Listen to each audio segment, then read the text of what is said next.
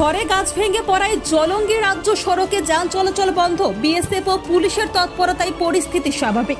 মুর্শিদাবাদ জেলার বহরমপুর জলঙ্গি রাজ্য সড়কে আজ দুপুর থেকে প্রবল ঝড় ও বৃষ্টির কারণে বড়সড় গাছ ভেঙে পড়ে দৌলতাবাদ থানার ঘোষপাড়া ভৈরব ব্রিজ মোড়ে এবং অপরদিকে ইসলামপুর থানার নাজিরপুর মোড় সংলগ্ন এলাকায়। এই ঘটনায় দীর্ঘ সময় ধরে ব্যাহত হয় যান চলাচল। গাছ ভেঙে পড়ায় পথ অবরুদ্ধ হয়ে পড়ে, যার ফলে দুটি দিকে গাড়ির লম্বা লাইন পড়ে যায়।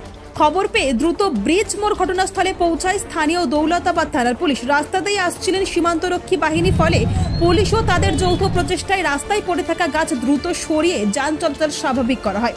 অপরদিকে নাজিরপুরে রাস্তা থেকে গাছ ছড়াতে ইসলামপুর থানার পুলিশকে সহযোগিতা করেন স্থানীয় যুবক দল ও ইসলামপুর বিদ্যুৎ দপ্তরের কর্মীরা। যদিও পরিস্থিতি নিয়ন্ত্রণে এলেও প্রায় 1 ঘন্টারও বেশি সময় বন্ধ থাকে যান চলাচল। সেই সঙ্গে ঝড় ও বৃষ্টির কারণে বহু এলাকায় বিদ্যুৎ সংযোগ বিচ্ছিন্ন হয়ে পড়েছে। বিদ্যুৎ বিভাগের পক্ষ থেকে জানানো হয়েছে, বিদ্যুৎ পরিষেবা স্বাভাবিক করতে কাজ চলছে এবং যাতায়াত যাতে স্বাভাবিক থাকে সেই বিষয়েও নজর রাখা হচ্ছে।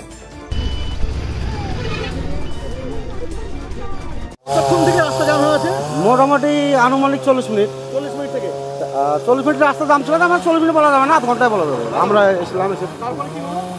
আসলাম, আমার ফোন করলো, হুমায়ুন বলে একটা ছেলে ফোন করলো, থানা ছিল, মিস্ত্রি আনতে বললো, মিস্ত্রি আনলাম, ক্লিয়ার করতে লাগলাম। পুলিশ ছিল, বিএসএফ ছিল, বিএসএফ দুটো গাড়ি ছিল, বিএসএফ ছিল, পুলিশও ছিল, না সঙ্গে সঙ্গে এসেছিল। তারপরে কতক্ষণ লাগলো ক্লিয়ার হতে? পুলিশ আসার পর আমার কাছে ফোন গেল, তারপর মিস্ত্রিকে আমি নিয়ে আসলাম বাড়ি থেকে আনার পরে মানে হওয়ার কিছুক্ষণ পরেই আমি মিস্ত্রি ফোন গেল আমার কাছে, যাওয়ার পর মিস্ত্রি আনলাম, মিস্ত্রি আনার পর কাজ শুরু করলাম। এখন স্বাভাবিক। আপনার নাম? মোহাম্মদ সাফিউল ইসলাম।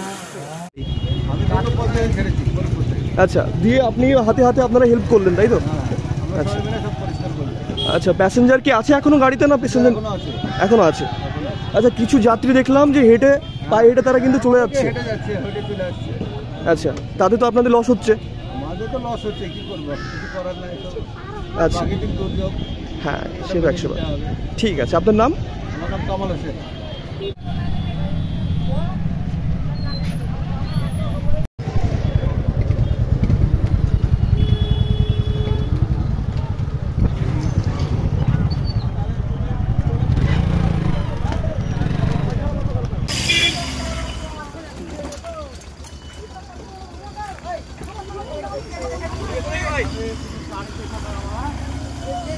Hey!